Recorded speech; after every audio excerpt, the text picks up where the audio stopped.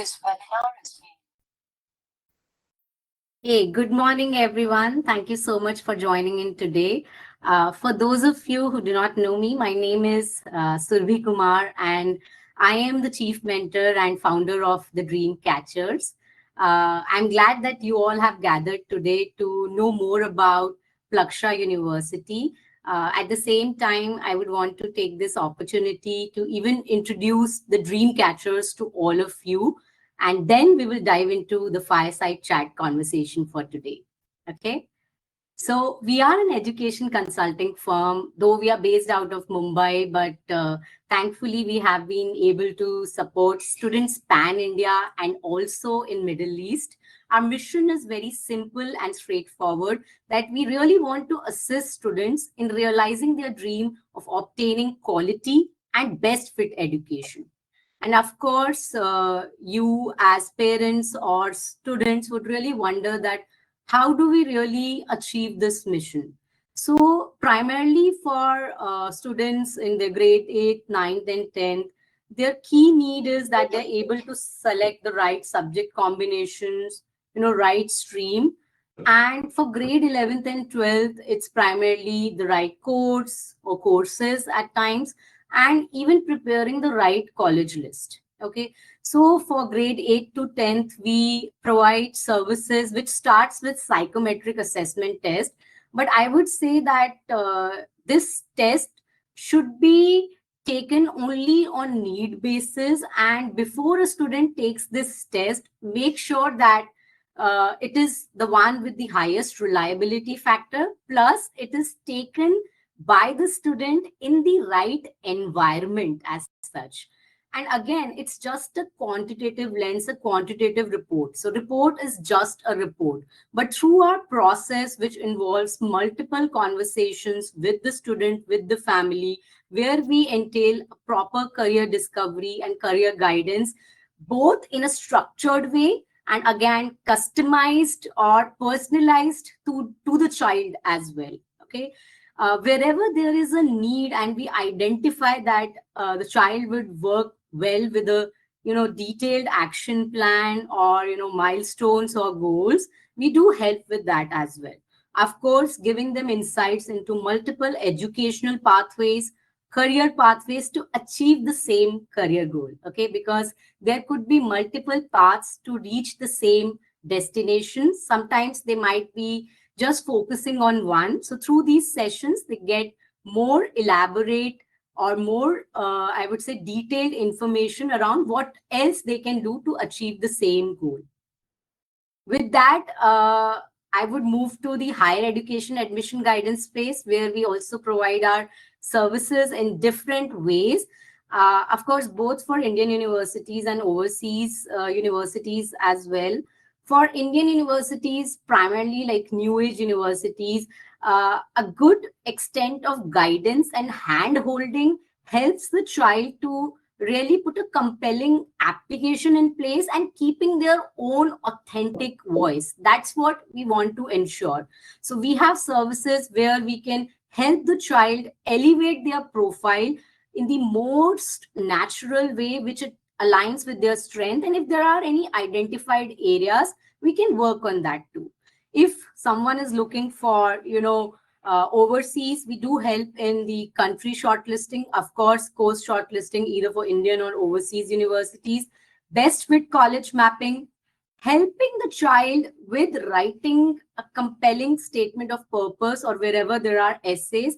But keep in mind that it is a guidance process, it is a hand holding process, it involves things wherein the child will be able to again put their own voice in the most compelling way. But we are not writing that for the child. We are doing the hand holding there. Scholarship guidance, of course, education is becoming very expensive, right? So whatever scholarships, be it external or even sometimes or many a times offered by the universities as well, we make the student more aware. And of course, like in external scholarships as well, you may have to write an application or prepare an application there. We do help in that too. interview preparations, mini presentations, wherever we can be of help in making the child much more confident and again presenting their best foot forward. That's where we come.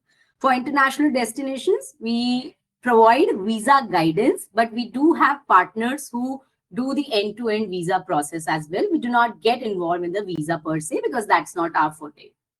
With that, let's dive into the topic of the day. And before I invite Plaksha, I just wanted to set the context of the session, right? So, as you can see on your screen, that this is a data or statistics from India Skills Report 2023, where it emphasizes that we are still not, making students or 100% of our students employable for the workforce. So out of 10 students, still like 4 engineering graduates, they are not ready for the workforce. And other important point to keep in mind here is this, that it is, again, we are saying not employable, but it is again for entry level or standardized roles. Now, where the world is moving, where the need is, there is a need from students to be ready to really get focused or maybe get involved, contribute in those jobs which are high quality and innovation oriented. Again, it's not to demean any kind of jobs, but we have been in the, in the last few decades have been in the industry which was really really dominated by, IT per se, and much more maintenance than new development. But it's the past. We have to get ready for the future. So how we can solve for this? uh, Universities can really solve for this by focusing on building T-shaped professional. And you would wonder, like, what is really T-shaped professional? So I would just ask all of the students and even parents here to visualize letter T. Okay, so the horizontal line of letter T are primarily the broad skills which you need to really solve the real world problems, which are getting much more complex, much more challenging, right?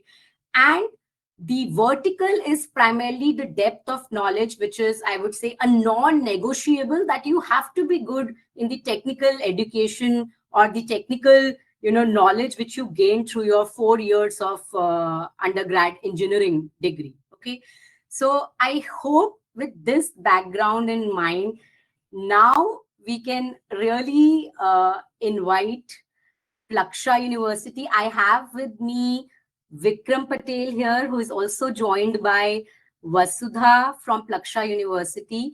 So over to you both. I would love to have our participants know a little bit about you both. So maybe you can start with your introduction, and then I will start with my fireside chat questions. And of course, audience, please share your questions over chat, or if you would want to go live, please raise your hand. It is in webinar mode, so I would be the one who would be receiving all your questions, and I can ask Vikram and Vasudha.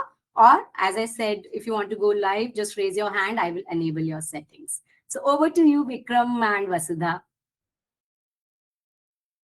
Vasudha, why don't you go ahead first? Hello, everyone. Hello, Surbhi. So my name is Vasudha Gulati. I live in Mumbai and I take care of Plakshas with 3 states of Madhya Pradesh, Gujarat and Maharashtra. Outreach for them. So I'm your point person in this area to understand Plaksha University or any other queries or any other, uh, you know, uh, thoughts you might have about Plaksha. Secondly, my background is I've been an educator, I've been a marketing professional as well, and I have put through two children through the undergraduate as well as the postgraduate, seen. And one of my children is an engineer, and he's done his masters also. So I have actually a lot of in-depth knowledge about what parents, students, and educators feel about education, and about higher education. And so I kind of bring that knowledge also for you to understand the traditional versus new age universities. Where do you want to take your children? And we have here with us Vikram Patel, who's the director of outreach for Plaksha University. He takes care of the entire region of India, as well as international applications to Plaksha, and has is a veteran in higher education space, with universities like Kriya, like Ahmedabad University. So the whole ecosystem of new age education is somewhere where Vikram is an expert. So please have your questions ready. We are here today to really give you great insights. Thank you, Vasudha. Absolutely, and thank you for inviting us. I think so we put a very good context on what's happening in the field of engineering. India, by the way, has about 5,000 engineering colleges. We produce over 15 lakh engineers every year. And a recent Economic Times survey said this year, roughly about only 10% of them are going to get jobs. 10%, staggering, right? I mean, 45% have got jobs, but 10% in technical roles, in core engineering jobs, right? We have a huge problem in our hands. And I think Plaksha in some way is an answer to some of those questions. But happy to answer questions. Yeah. Great. Thank you so much, both of you. So let's begin with our first question for the day. And I've already received two questions from the audience itself. So, Sampan, I will be covering that question shortly, but let's just begin with my first question. So, could you share the story behind Plaksha? What was the real aha moment or the core problem that a group of visionary leaders wanted to solve by creating a new kind of university? Yeah, so as I said, I think the Plaksha's journey started in 2015, right? A lot of the founders, so we have more than 100 founders of Plaksha now, individuals, and about 20 corporate donors.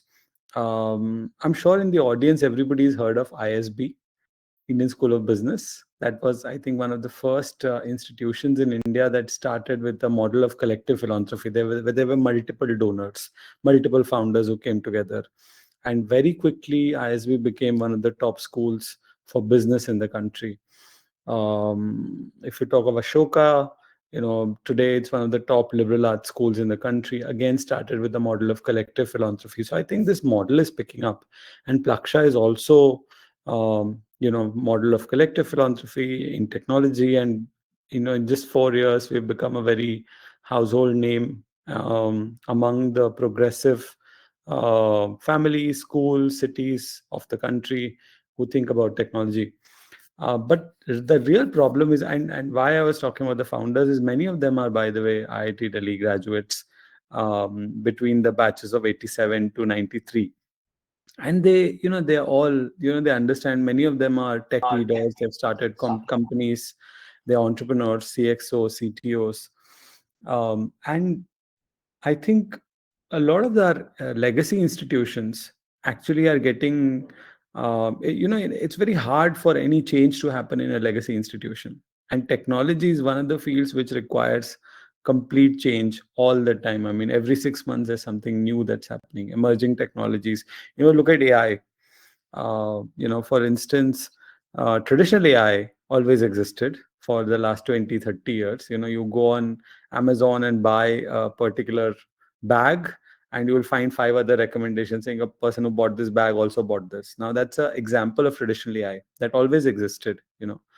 But just about 3 years ago, we invented something called generative AI, where AI was able to generate content. It was able to generate text, video, pictures, all of that, and that sort of changed everything that we know, right? And just about 6 months ago, we've started talking about this term called agentic AI, where AI not only generates content, but it can also do tasks for human beings. It is like an assistant. It's like an employee where you can delegate tasks and it can do it for you. So technology is one education field which is going to get disrupted massively in the next 5-10 years. The problem is legacy institutions have that legacy to carry, and change is very hard. In public institutions, the bureaucracy doesn't allow for too much change.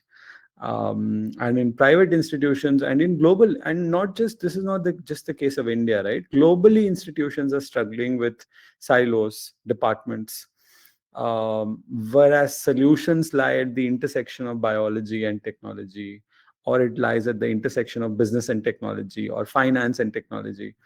Very few institutions in the world offer the kind of programs that Plaksha offers.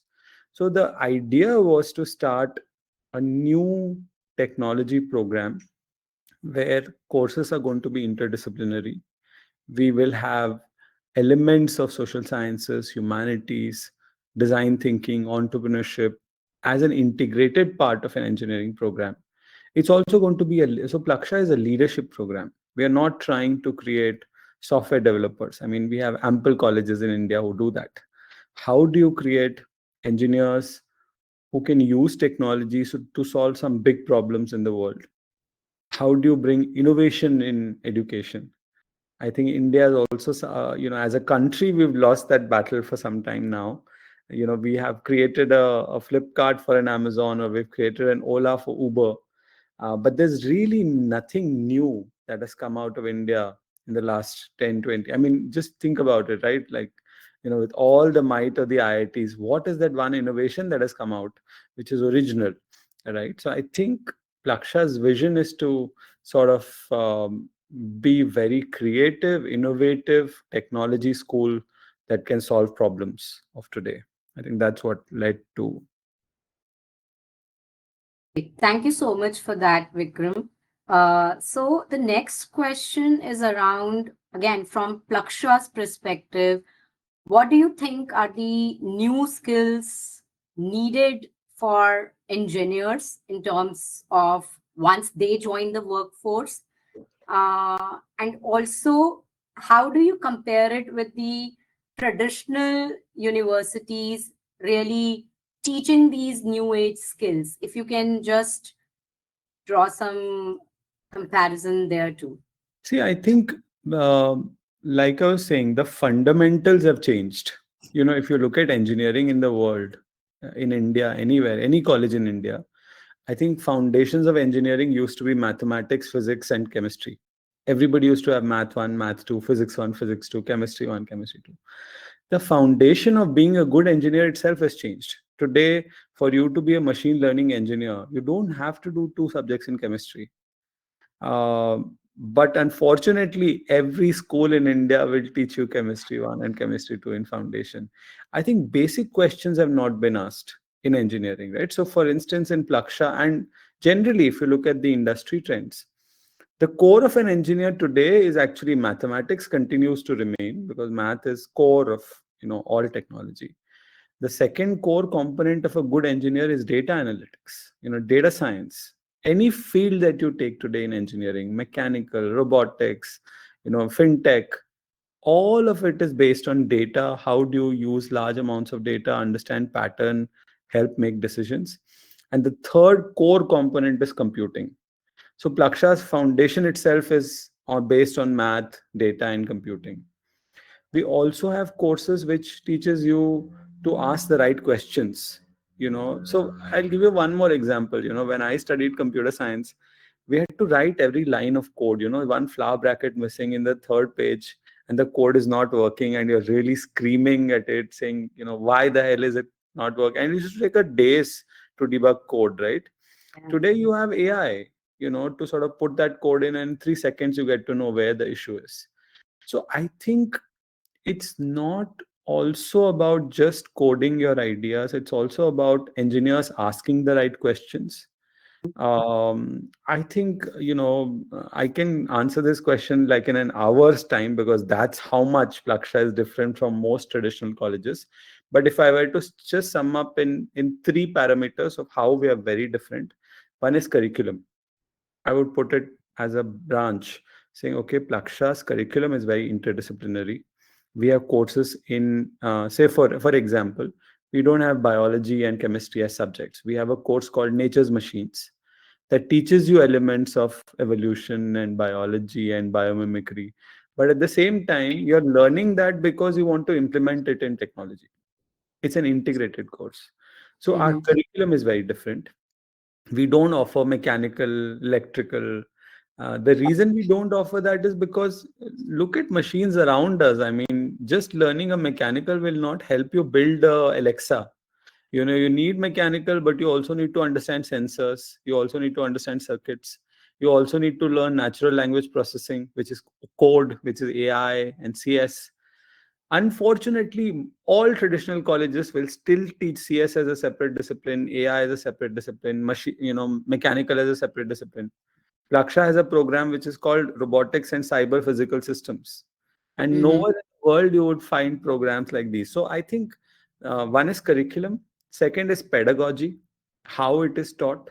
So I think a lot of institutions now talk about project based learning, but doing it is harder than saying. We really emphasize on continuous evaluation, projects, real world assignments. Even math has a lab component, for example. So Okay. that second is pedagogy. And third, I think, is the ecosystem that we're trying to create. How is this ecosystem being built? Who are the founders? What kind of students are we admitting? What kind of faculty are we bringing into Plaksha? I think that is these three things. I think we are very different from most institutions. Great. So I think this has given us like a 5,000 feet view of Plaksha. Now, my next question maybe would help us to get a deeper view. And again, these are typically the questions which I have also received from the students. So let me put it to you. You or Plaksha University primarily uses this word reimagining technology, and you have touched upon it in a bit. But generally speaking, as you also said, that students are primarily even thinking of engineering more around studying physics, chemistry, maths in a greater depth. Okay, so now can you emphasize more on this reimagining part, and also what does it really look and feel like in terms of the typical day for a student? How does it translate for them on a day-to-day basis? Sure. No, I think reimagining is absolutely the last answer that I gave of, how have we thought of the entire program? Plaksha did not just start in 1 year. Like I said, 2015 to 2021 was 6 years where we went to places like Purdue, we went to places like UC Berkeley, we worked with MIT. Our advisory board has some really prolific people. I would advise everyone who's on the webinar to go on the Plaksha website. Look at the kind of people. Sanjay Sharma is on our board. Sanjay was, in MIT. There used to be a program which started about 10 years ago where MIT was rethinking curriculum and how should engineering transform. They started a program called MIT Open, right? If you some of you might have heard of it. He was the head of that program and he was advising us on what to build. So I think, we've really asked some of the fundamental questions, saying what should be taught in the foundation, what should a new engineer need. And Plaksha has founders from, the biggest internet company in India. InfoEdge is a founder, the first AI unicorn of India. Fractal Analytics is a founder company. One of the best consulting firms on earth, BCG Asia Pacific chairman, is a founder of Plaksha. So we really have the industry knowledge of what's happening, right? So we went to the best schools, we went to the best industry folks to say what should an engineer be like. So first, our foundation is very, very different, not just from Indian colleges, but even overseas universities. Second big difference is Plaksha does not give you a branch or say a major based on a rank. That's what India does, right? I mean, you get a rank, and based on that, you select whether you do metallurgy or, textile or mining engineering, for heaven's sake. So I think those things don't happen. We have an exploratory process. You go through the first 1.5 years, then decide what you want to do. The third is academic flexibility, right? I mean, you can do majors and minors, you can do electives. So I think in many ways we've sort of modernized engineering. We made it more hands-on, more project-based, and research is a core component of our program. So many students think, why should I do research? I want a good job in Google, and I don't care about research, because I don't want to be a faculty member. For them, research is just about publishing academic papers and becoming an academician. But that's not true. I mean, the top universities of the world are all, universities can't exist without original research. The idea of a university was that the whole world, including industry, came to universities for new knowledge creation. That was the role, as important as teaching, right? So Plaksha, I think, completely focuses on research. So I think that answers first bit of your question. The second bit, sorry, was about a typical day. Full Yeah, day, like just yeah. from a student standpoint, what they can expect at the Basically, university. basically, I think you have a bunch of classes. I mean, every semester that you do, semesters are generally from, say, August to December and January to May. You have classes. You have 5 or 6 courses that you take every semester. First 3 semesters are fixed courses. You have to take them. Everybody takes them.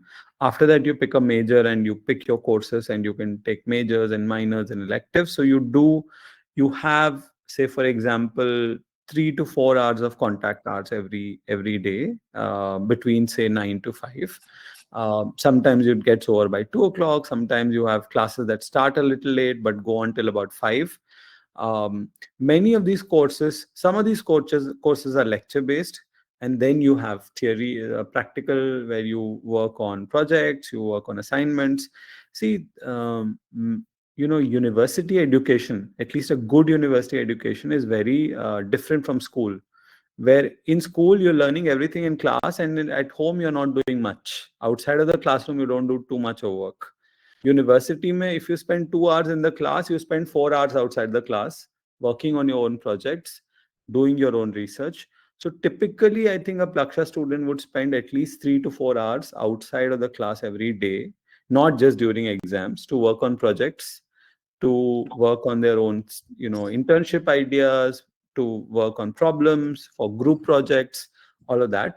Then they, of course, we have a very vibrant student life on campus. There are 25 clubs. There's committees on campus. Sports is very, very active.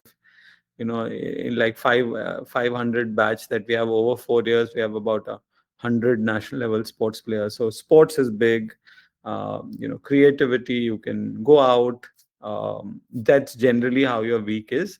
And during end-term exams, midterm exams, you have sort of a different schedule. Um, but it's a lot of fun.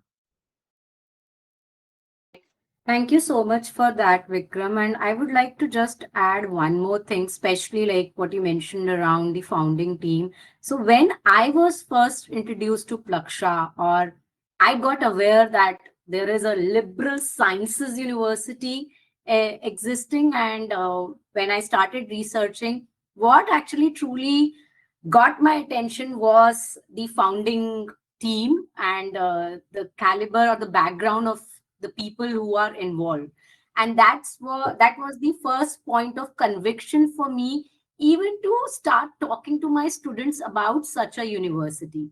And then I actually got in touch with few of the students at Plaksha, and the kind of feedback I got, that also resonated with me. So that's why you have Plaksha University here, because I was convinced to an extent, and I thought, okay, so that's where I should really open the doors for our community as well. So definitely a great caliber founding team for sure. I just wanted to add that. Okay, so next question is around, which you already said, like research is one part of it, and you also kind of focus on entrepreneurship. But I just wanted to understand, do you really mean that in this scenario, the students are really being prepared just to be startup founders, or is it more about teaching certain kind of mindset? How does that go? See, if we were to do it our way, we would not want any of our kids to take jobs, but everybody to start companies. Because India needs more entrepreneurs. We need people who can solve problems. I mean, look at us. As a country, we are growing at 6-7% a year, which means India will double its wealth in 10 years. And for a developing country, which is growing at 1.5-2%, that happens in 35 years. I mean, we need people who can solve big problems. So Plaksha's vision is truly to create leaders. But at the same time, I think leadership also comes with experience. When you worked on the field, when you've done stuff, a lot of the Plaksha students also seek employment immediately after their undergraduate program. So but Surbi, one of the common things about good companies now when they recruit, they're looking at leadership at every level. You can be an entrepreneur within a big company or a small company, especially when you go into startups. Resilience, being a self-starter, working in chaotic environments are all brownie points when you look at employment.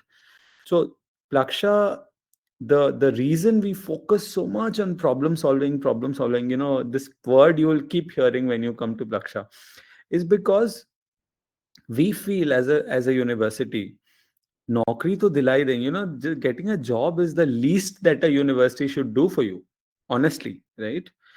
Our intention is that we uh, teach the ability to students for them to learn.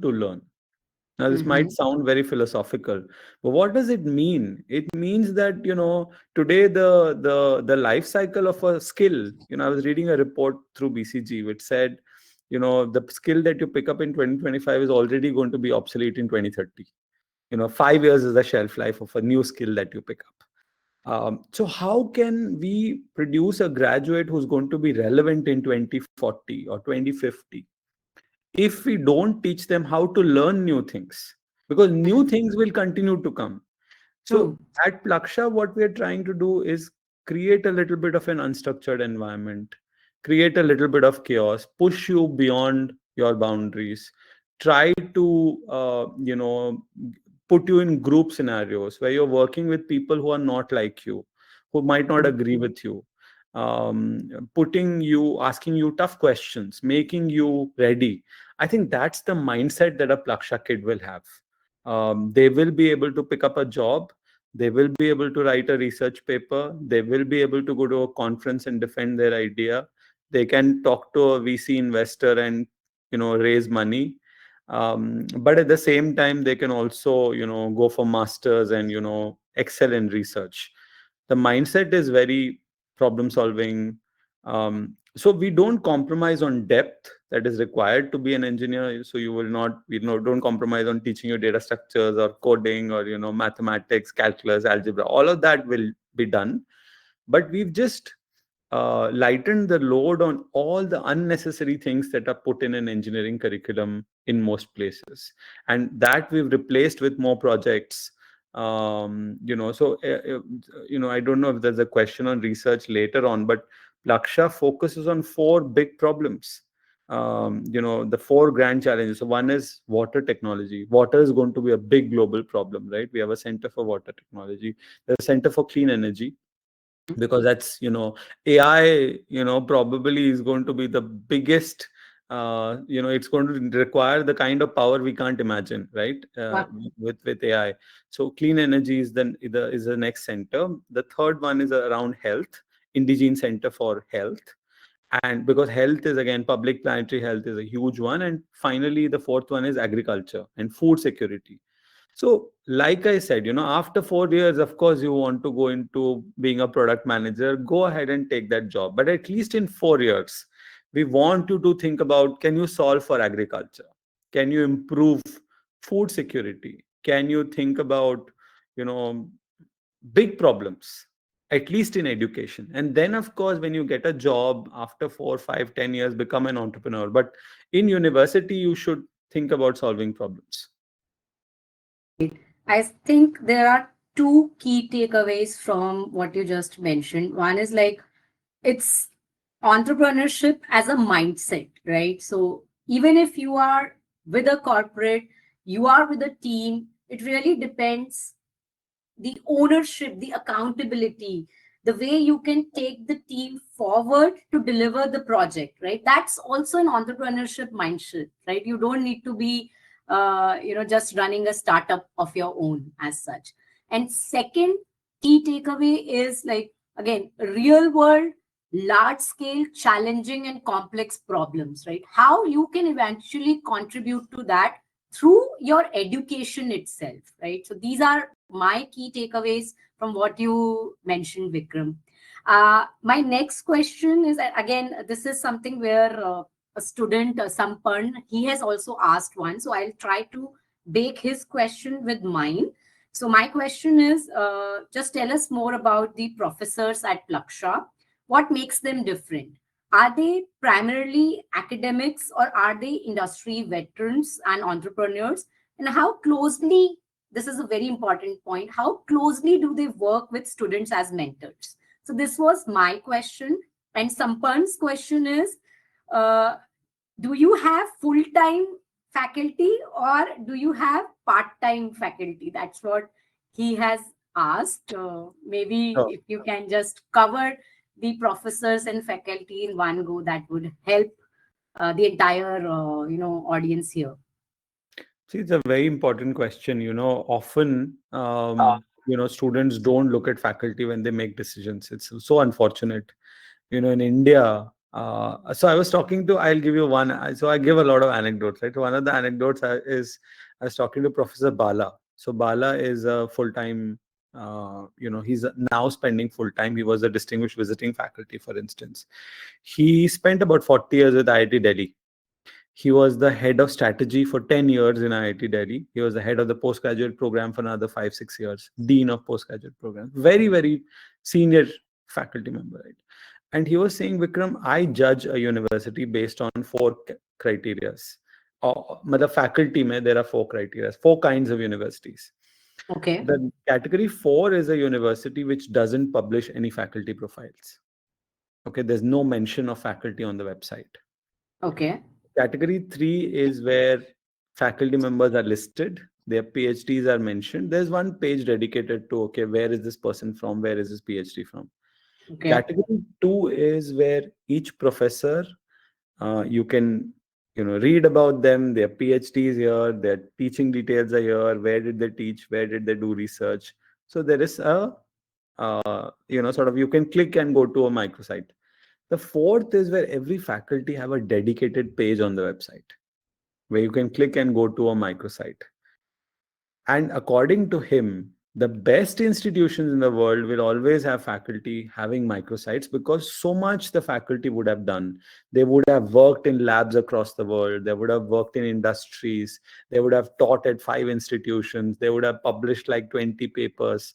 So that if you go to any institution where faculties have microsites, you are hardly to go wrong, because those institutions are proud about the faculty they have. So Plaksha, in that sense, we have 45 full-time faculty members right now. Our faculty to student ratio is 1:11. And I'm very confident in saying that I think Plaksha has some of the best faculty members to teach technology in India today compared to all institutions, including the top public institutions, because we handpick everyone who comes to us, right? Just giving you some anecdotes, right? So, for example, our vice chancellor, who runs the show, right? He was the deputy director of Indian Institute of Science. If you know, ISC Bangalore is the mecca of science in India, right? He set up the Nanoscience Technology Center there. And many students might not understand the gravity of this, but it's one of the most successful research centers in India. And when it started, it had an endowment of 100 crores. not heard of 20 years ago. So he's a prolific scientist. He's also taught at Cornell for a very long time. We have Shankar Shastri, who's the chancellor. He used to be the dean of engineering at Berkeley for about 15 Okay. years. Everybody in Okay. the US knows him. The full-time faculty at Plaksha, we have just giving you 2, 3 examples. So you asked me, how are they industry? Are they old? Are they new? Are they researchers? So so we have somebody like Shrikant, who came to us from IIT Mandi.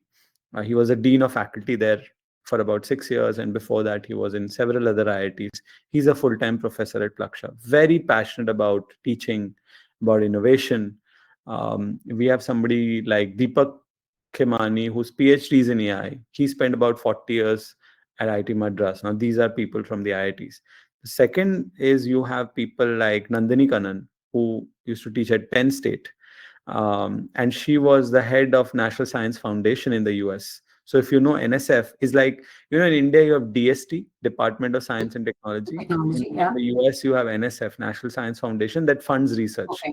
So Okay. Nandini used to manage funds worth $500 million when she was a program director. She's a full-time faculty at Plaksha. So Neeta was the head of mechatronics at Monash in Australia.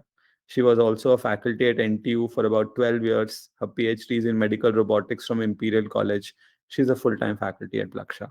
Prakarsh, on the other hand of the spectrum, PhD from LSE, taught at Amherst in the US for a very long time. Then about 10 years he spent with Amazon as a senior economist in Seattle Yeah. before he came and joined as a full-time faculty. So it's hands down. I think faculty are the pillar of Plaksha. They're very involved. All student gets faculty mentor. So we only talk of full-time faculty. So 45 are full-time faculty. Then you have a battery of teaching assistants, research assistants. Those are also very highly qualified. They're all PhD, some of them postdoc holders, some of them pursuing their PhD, very passionate. So we have, it's the personalized attention that at least the first 15 batches of Plaksha students will get. It cannot be matched to, I think, anything. Thank you so much for that response, Vikram. And I hope, Sampan, it answers your question. So I have received one more question. But Mr. Anant, we will be talking about admission and application process as well. So just hold on to your question for maybe another couple of minutes and we'll take that. Okay. So let's move on to my next question, which is definitely you have talked about the Plaksha's model or your uniqueness as such. Just shed some more light on different kinds of roles which the students are getting or the batch got compared to students from other engineering colleges. And how does Plaksha University really facilitate these connections with the industry as such? Sure. So, we have a office called Office of Corporate Partnerships and Careers, CPC, right? And it's called the Careers Office and not a placement office intentionally, because they are very invested in creating careers for our students. They start working with them from the second year onwards, though a mandatory internship is required in the third year in the summer. But most students at Plaksha will start doing internships or research projects or some experiential learning projects from the first year onwards, right? um, to talk about placements. So we've had the first batch of Plaksha graduates who've got jobs. It was a small batch, about 65 students wanted industry roles, and about 15, 16 wanted research and masters and PhD and those sorts of things. So we've had students go into all kinds of roles. We have students who got into product management, in consulting, software development. You have data analysts, data scientists. You have software engineers, strategy, VC office. So really, I think a diverse set of roles. And by the way, to get roles like an AI engineer, very hard, right? In companies, the kind of companies that have recruited from Plaksha, very, very coveted. We've had companies like McKinsey, Boston Consulting Group. We have companies like Arcesium, Flipkart, Policy Bazaar, Airtel, Aditya Birla Group, who've recruited from Plaksha, right? So really, and many of these companies, Surbhi, only go to select IITs, and maybe a bits or something. So really, I think we've been in that tier one sort of, even the kind of pay they've given to our students is, they put Plaksha already in the tier one bracket. So that placement report with all in the, so I uh, uh, you know about, I'll give, for example, G is a very select recruiter. So from the batch of 26, which is this year's third batch, they have taken 5 interns, right? Yeah. And probably from IIT Bombay also would have five out of 1500 there, and here out of 100 they've taken 5 students. So I think, in terms of students, we shout from the roof about these and company, because we Hey, feel this Vikram, is really. sorry to interrupt, but I am not able to hear you well. Is that only with me? Vasudha, can you hear him well? Is, I thought maybe it was my connection which was unstable. maybe there was some network issue at your end, Vikram. Well, now, It's breaking up in between. oh, I don't know, my network. Should I rejoin maybe? Now Now that you're was sounding fine. Okay. So I was saying that the placement report can be we can give it to you. I think, we'll share the link with you and you can go through it. So it's been very exciting. So that's the corporate part. In terms of universities, we have students who've got admits from, Carnegie Mellon. We have students who've gone to UPenn. We have students who got admissions in. So we have a student who got a PhD, of a direct PhD into UC San Diego, in data Excellent. science. Yeah. So really, I think our students have done excellently well. We have students who got a full semester research at Texas A&M, UIUC, Tsinghua University in China. Really, in fields. We have, master's program with you Purdue, where, a student who's a Plaksha student who's done 4 years with us, can actually apply to UPenn and just do a MSc in 1 year instead of 1 and right year. Pool applicants is smaller. You are considered in the same pool as, say, somebody applying from a top party. Yeah.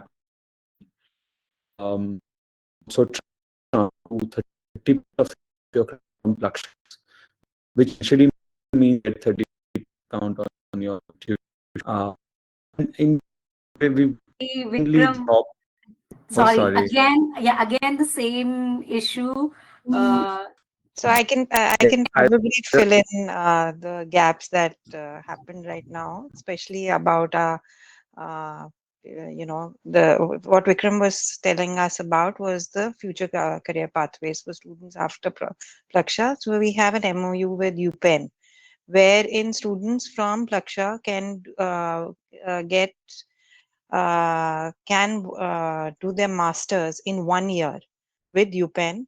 Of course, there are going to be criteria around it, but their application, when it goes from Plaksha with a recommendation from Plaksha, those students will be considered in a small pool of applications which come from the top universities across the world and India, including the top IITs. So that is Excellent. what I think broke up, and so I just wanted to fill in the dots. And I think Vikram, your connection seems to be okay now. I think because Yeah. it's no, so that, and then you also, as I said, can transfer up to 30% of your credits from Plaksha courses. So that essentially then reduces your fee at UPenn.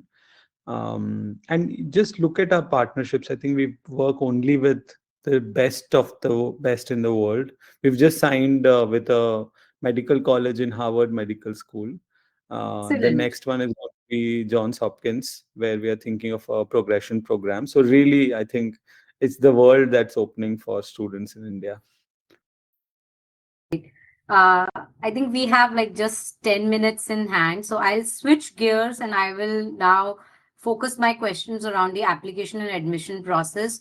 Though I think your website is very informative, it does provide all the details. But there is one question which has come up specifically on the application process, but in general as well, because we know Plaksha is having a holistic admission process, right?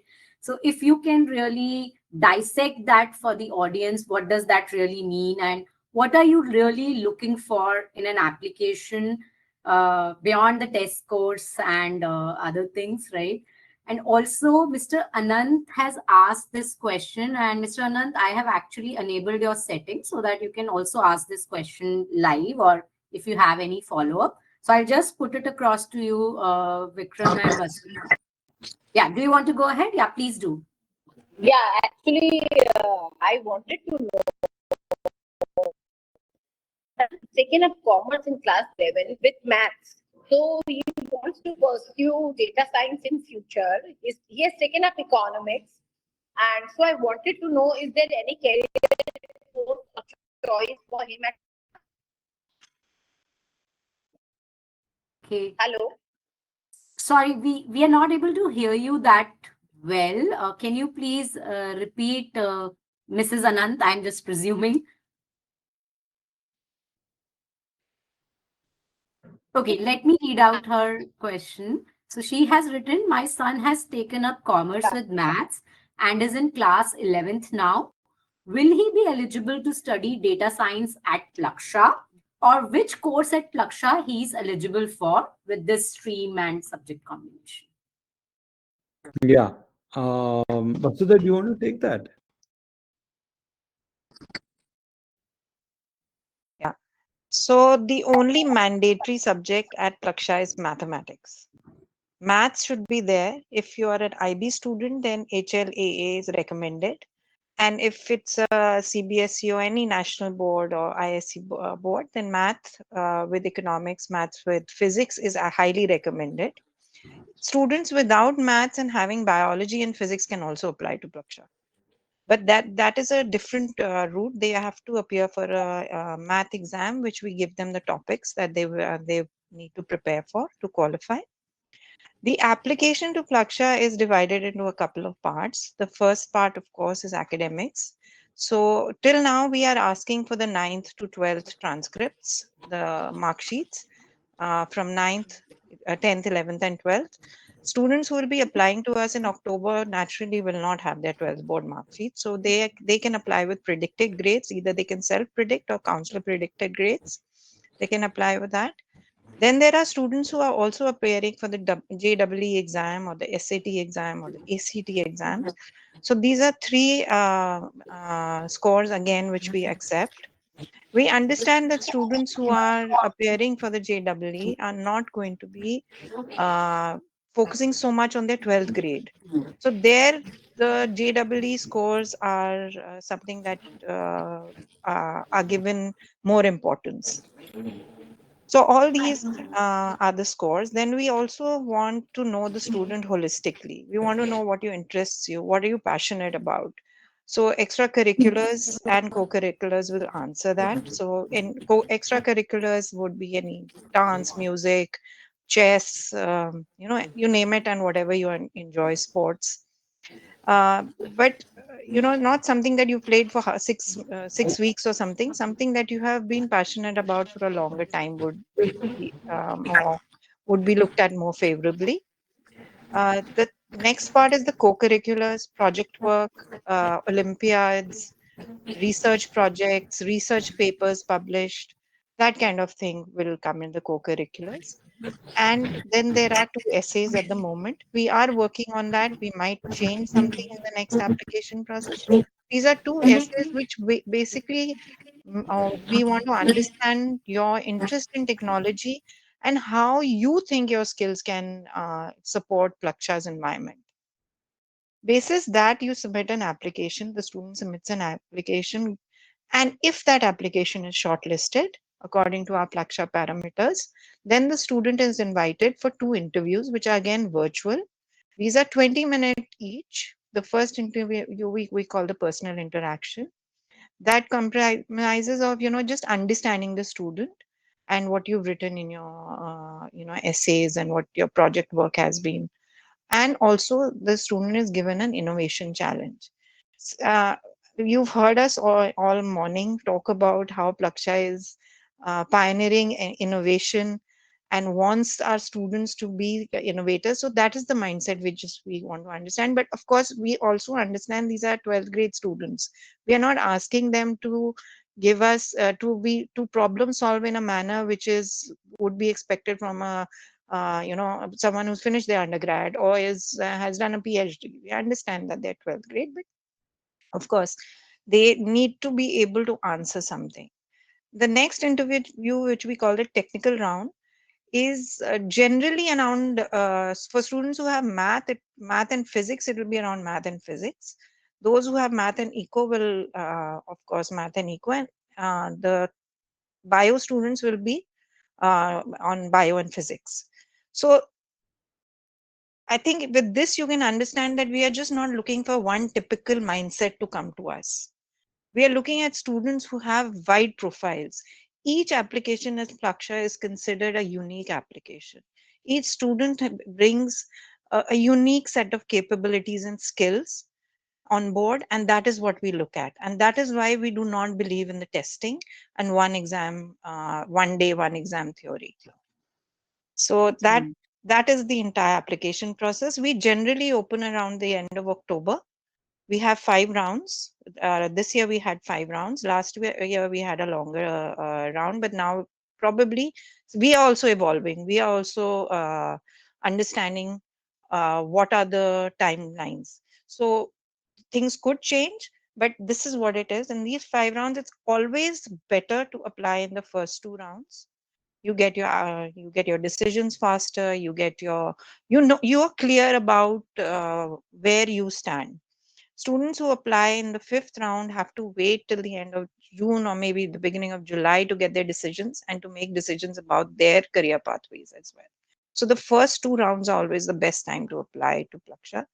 We also offer scholarships, which are there are 2 types. One is the merit-based scholarship, which is of course based on grades. The second scholarship, the financial aid that we offer, is up on the entire fees for students who a lot of documentation goes into it, has to be furnished, and there are slabs for that which are all there on the website, and we can share with you also, Surbi, on need-based basis, so that you can also understand it and share it with your students. Certainly. Vikram, do you Thank want you to add so much. anything to that? Go ahead. I think you've covered everything. Thank you.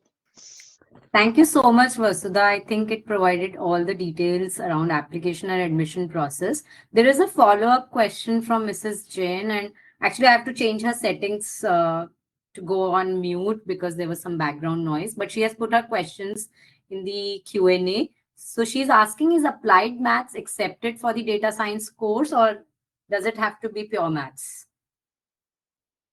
It's not allowed. Applied math, we don't accept. It has to be pure math. Okay, got it.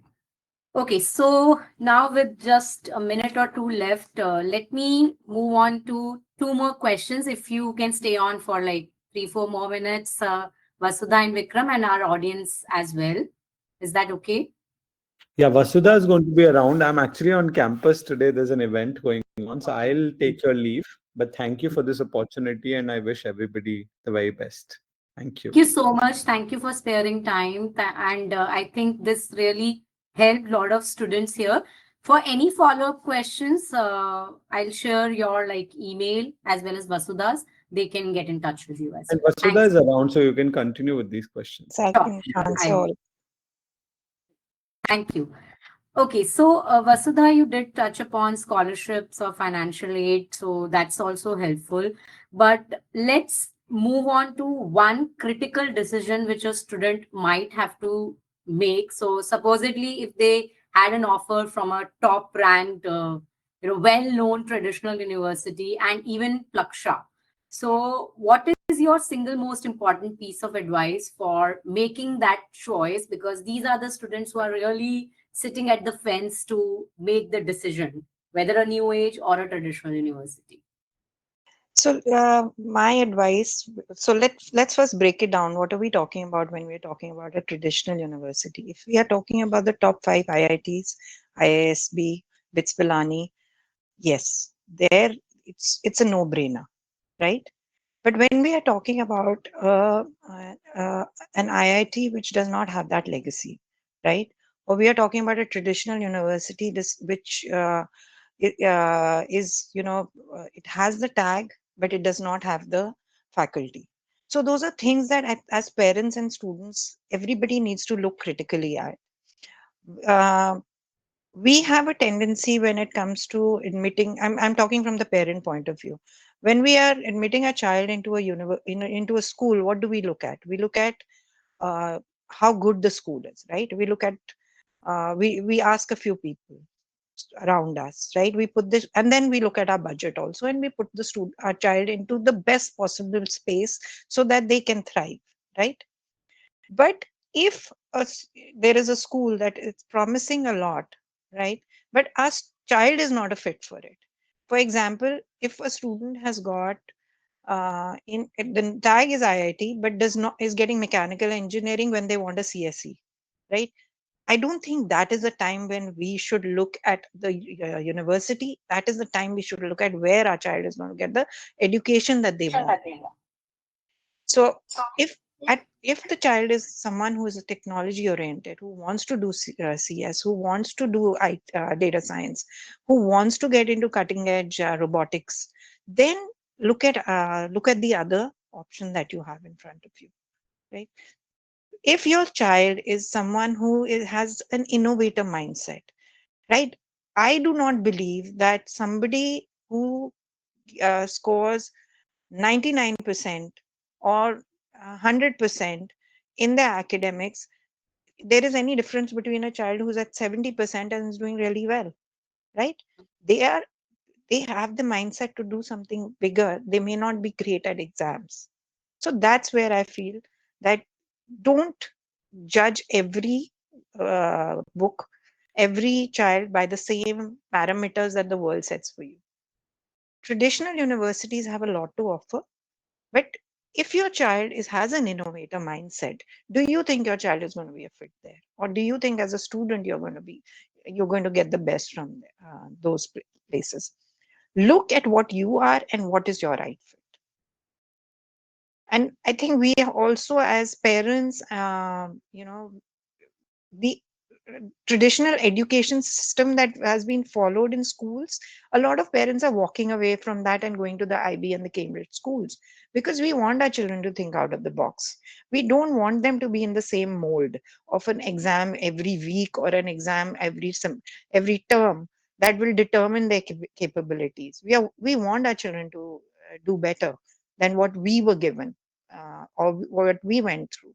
So if you are thinking like that, then Plaksha is the university for you. Ashoka is the university for you. In India, I'm talking about, if you want that kind of education. So a lot of things, there is no straight answer, quite honestly, for this. And Plaksha has utmost respect for all the traditional universities. They have brought this country to what we are today. We need to go forward. They are also innovating. They are also changing, but they cannot change at the pace that Plaksha can. The agility that we have or a new company has is always better than somebody which has a legacy to live up to. Thank you so much, Vasudha. Pertinent pieces of advice, I would say.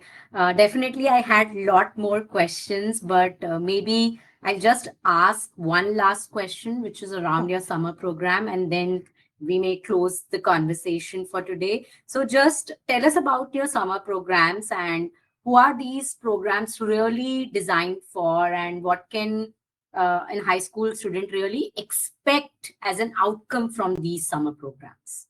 So Plaksha's summer programs are extremely popular. You must have heard of them. Uh, our summer programs actually began before our undergraduate programs. So 9 years in the running.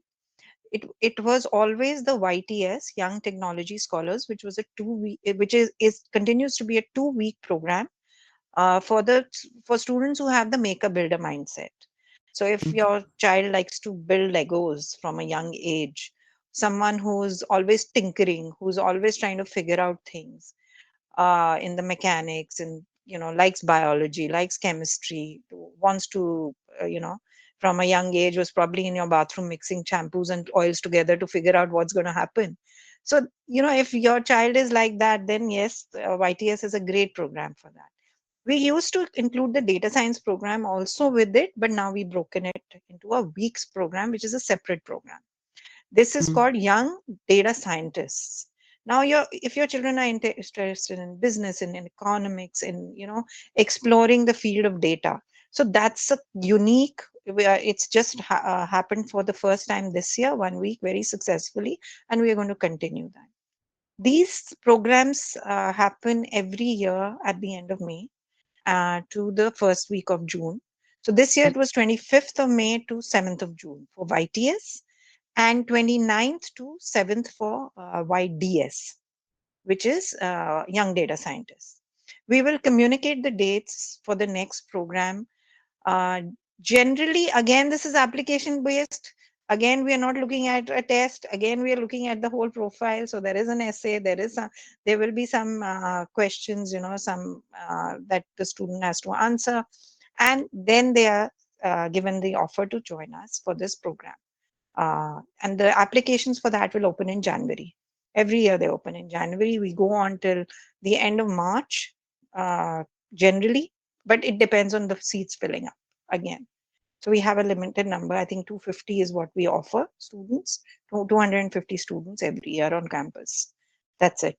Those are the two programs. Then we also have something which is called the Young Creators League.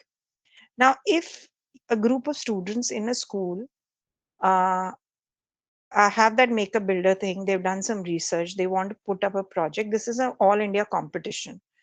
They send us their project prototype in the form of a video, and on the basis of that project is selected. These young creators are invited to Plaksha. They get to display their projects, and then the first, second, third are given prizes. The first prize includes a YTS invitation. Oh, So okay. yeah. So, and this generally starts around September to December, when we invite students to send us their projects. Nice. These are long-running programs. We are also planning to introduce more online programs, which we'll give you details on very soon. Got it. Thank you so much for that, Vasudha. And I think to the audience here, think you should take advantage of these summer programs. Especially students, like, don't shy away from it because it involves an application process. Even in international universities, good international universities which offer summer program, right? You will have to go through the application process there too. So I would encourage all of you to really, really explore these summer programs. If you are like a person with a young, innovative mindset, why not? At least just give it a try. Okay. So Yeah, with the that, parents also, sorry, Sylvia, one no, more no, thing please I go just ahead. wanted to add for summer programs is, for parents, it's a great opportunity for you to understand whether your child wants to do a particular kind of, pursue a particular kind of career or not, Of right? course. It's even elimination is important. If they Yes. think they want to do engineering, but they go to a engineering summer program and realize that they don't like it, you know where to navigate them then. Absolutely. You made a very important point. Even from a career selection standpoint, as you said, elimination is a very, very important element. At least you are kind of creating a basket for you, which has only those things which you would really want to take one step ahead. So, thank you so much for that, Vasudha. Thank you, Sylvia. Uh, Thank you for having us.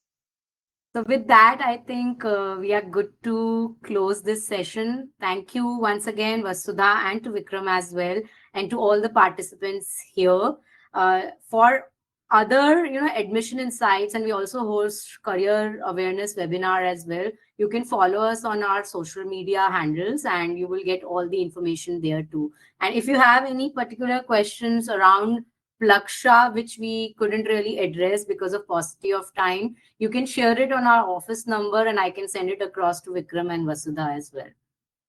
So So we'll be thank you happy once to. again. We are also happy to connect with students and parents later in the year when they are making the choice, when they want to fill out the applications will be. So happy to do that. Certainly. Thank you so much. Have a good one, everyone. Bye bye.